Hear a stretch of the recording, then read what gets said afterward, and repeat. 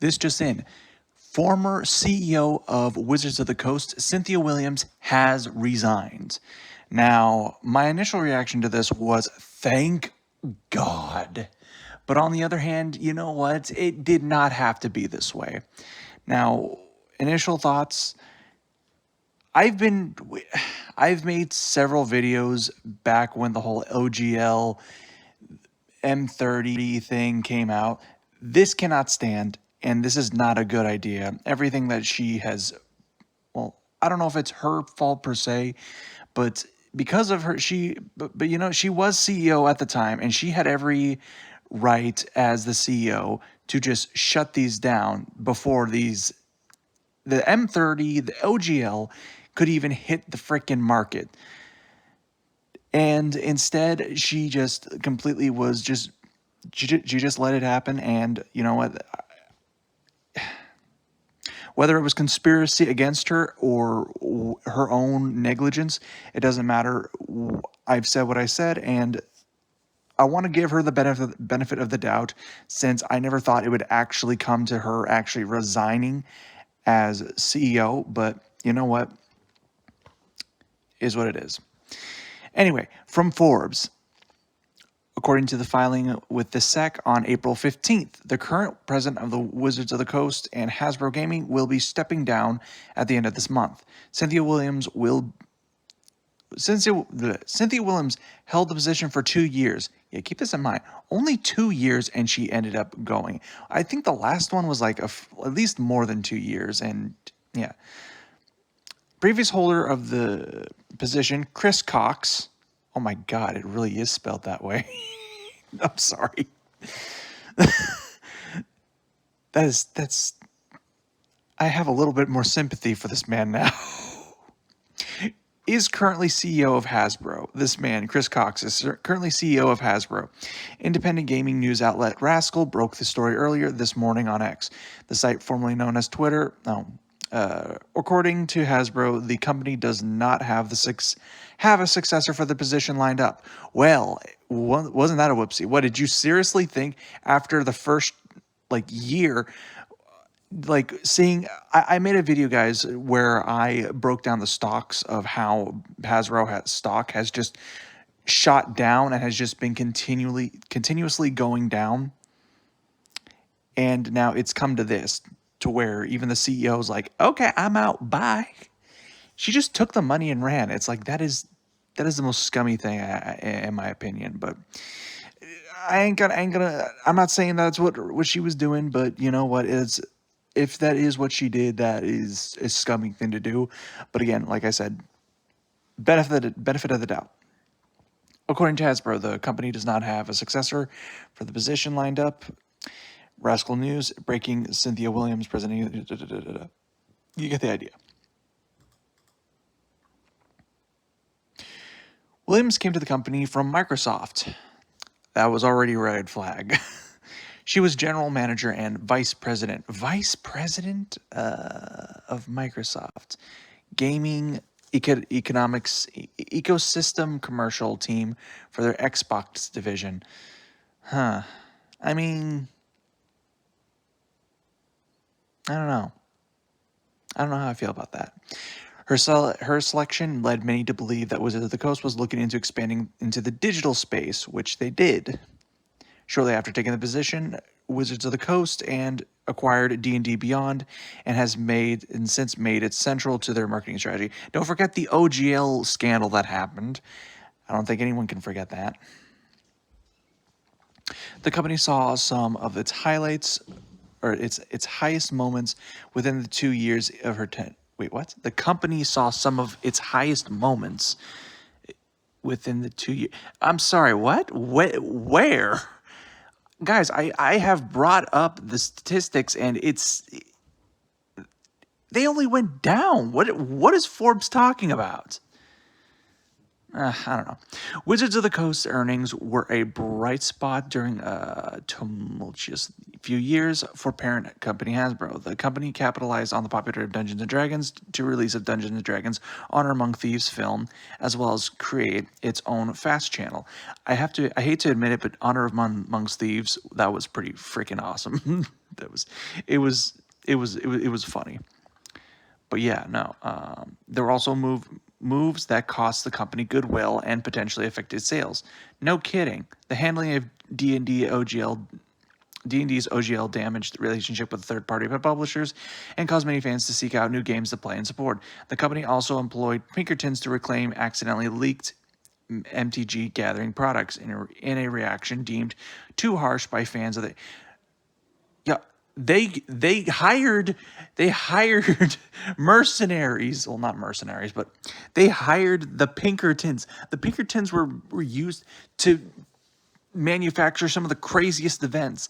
Like what from what I've heard, from what I've read, the Pinkertons started wars and ended wars essentially.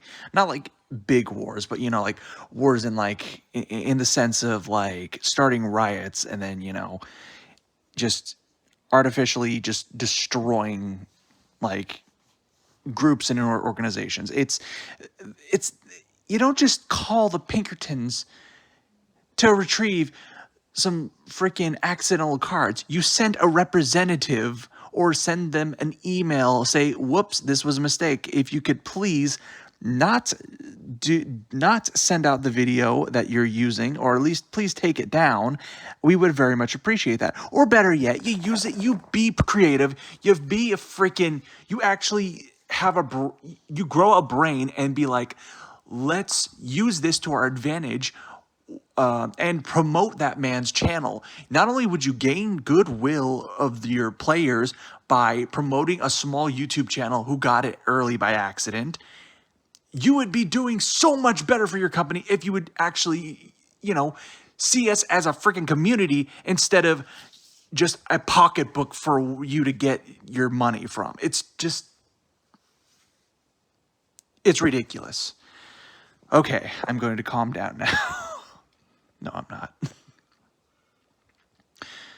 The company also employed the Pinkertons. We already said that.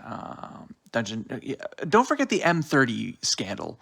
Magic 30th, they tried to sell proxy cards. I don't care how gray of an area it is.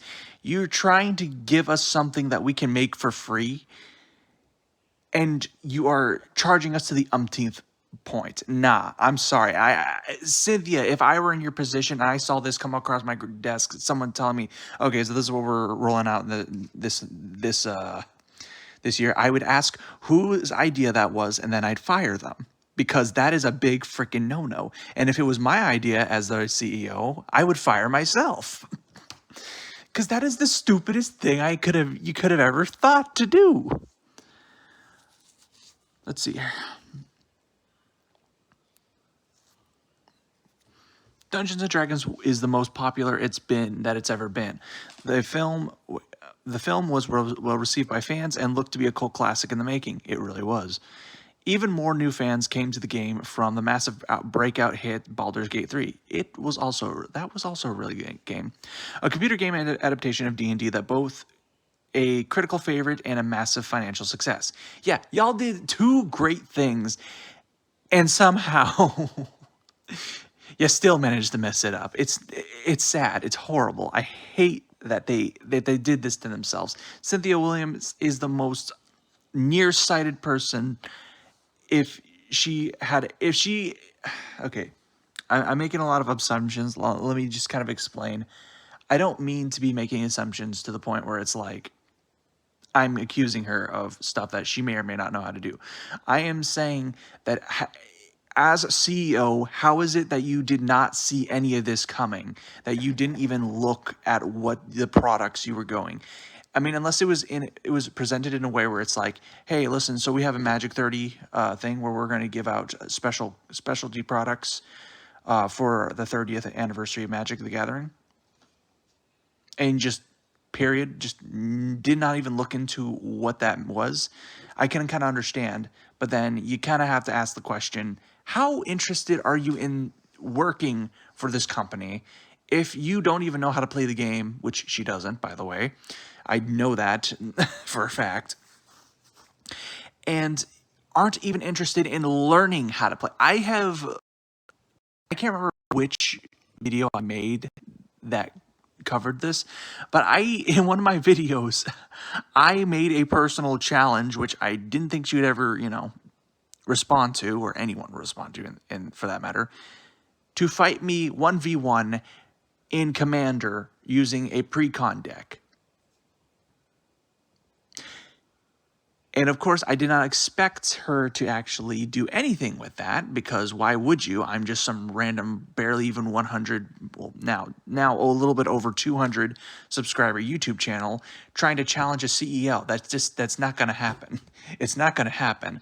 But the point was, if you would do something like that, take a random YouTube channel who doesn't have very many followers, but is making videos like this, and you accept that challenge out of like goodwill, that shows that you are not only that you are listening to even the smallest voices, but you are also willing to put aside things to kind of help grow community around this.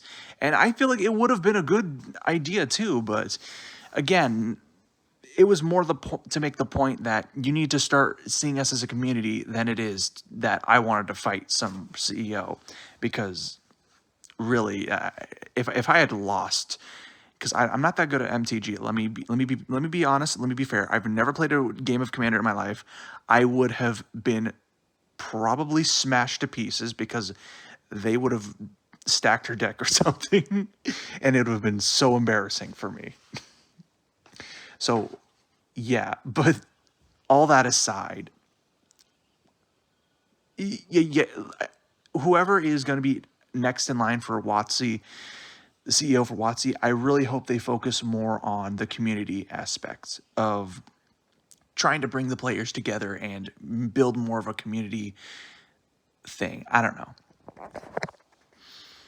While the company celebrates Dungeons & Dragons' 50th anniversary, a game stands at a crossroads. The newest version of Player's Handbook, Monster Manual, and Dungeon Master Guides need to thread the needle between welcoming to new fans, while also offering new content that fans already invested in Dungeons & Dragons will want to purchase. Yeah, you see...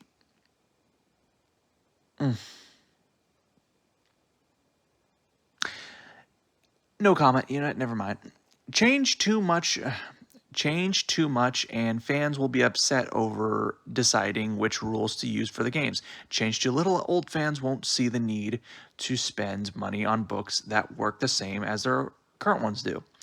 Williams' last day of president is April 26, 2024. A spokesperson for WOTC had this to say when Rascal News reached out for the comment. We're excited for Cynthia to take the next step in her career, and grateful for the contributions she has made in her more than 2 years.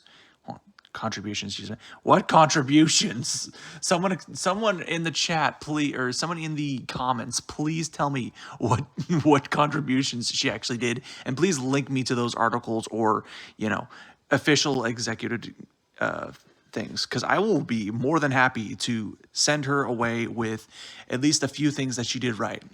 We already know about the D&D movie and Baldur's Gate 3, but then again, I think the Baldur's Gate 3 was in the makes before she was even there, and the D&D movie, I don't even know how long that was in production for. But regardless, we wish her the absolute best in her next endeavor. We have started the search for our next president of WOTC, and hope to have a successor in place soon. And that is the end of the article. So final thoughts. I kind of said my thoughts throughout this whole video already, but it's like, for those of you who are new and just now finding this out, I understand that it is not a good thing that she is just blatantly resigning. Even though, yes, I did want this beforehand, that was mostly out of just pure spite and rage for how she was handling the things that I liked, which in this case would be Magic the Gathering, MTG, just card games in general. It got to the point where I even stopped talking about MTG entirely, because honestly, it wasn't worth it. It was not worth the headache and just babble to freaking just focus so much on the negative stuff. I don't want this channel to become a doomer channel and just be nothing but like just, hate field whatever. So, if you like that kind of stuff, please subscribe. If you don't want me to become a doomer channel, please subscribe. Please see some of my videos. But in all seriousness though, I do think Cynthia could have had potential. I think everyone has potential because I think everyone, at least most people, have some good in them that they can provide a company. The only problem is Cynthia's background was very much to money tied, I'll say, mostly focused on getting people addicted to whatever it is to the point where they can't live without it. Smoke shot, smoking. Yeah, she would. Yeah, one of her past experiences was she actually was. I can't remember if it was CEO or what, but it was a high position in a smoke shop or some kind of vaping company. I don't remember which one it is, but I remember reading that somewhere, and after seeing that, it's like, okay, it makes way too much sense now. She is used to people just like gamers. Gamers will get addicted to their own game, and then it doesn't matter what you do to them; they'll always keep coming back. So you can just price them to hell and back with these microtransactions. She tried to do that with D&D, with the OGL. It didn't work, and when she found out that she couldn't just copy and paste her old strategies, she decided, you know what? I'm done. I'm done. I'm out of here. And you know what? That is a cowardly move. I'm sorry, Cynthia. That is a freaking cowardly move if I've ever heard one. By all means, you did your best, and that's all we can ask you of. But for goodness sake, when the going gets when the going gets tough, you need to come up with a new strategy. If you can't even do that, then I guess this is the only move you can really make.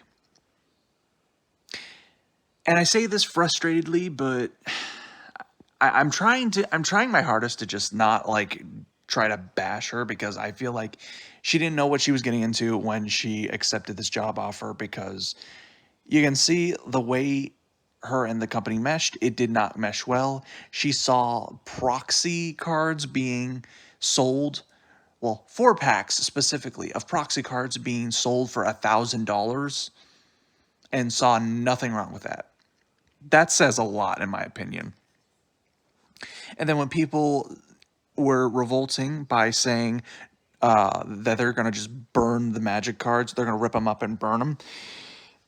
Yeah, I don't think she even took a look at that. I mean, if she did, then she just kind of like, brushed it off and didn't care. And the next thing she did, like barely within the span of 6 months from each other, tries to make it so any D&D content that any content with D&D in it would have to pay them money. She tried to monetize the word D&D to anyone and everyone who is making any kind of money off of it. That means YouTube channels like Den of the Drake, Crit Crab, and, people who do Dungeons and Dragons, story time and stuff like that. It was a terrible idea, and the fact that they got caught and she still just I don't know. It's like you think she'd learn from that, and you think maybe I should try switching up my strategy a little bit. If she kept going, I could at least respect that she's still trying. But she decided to like throw in the towel. And you know what? I can't really be too mad at her for it because I did ask her to do this, even though it was mostly out of rage. And so, it is what it is.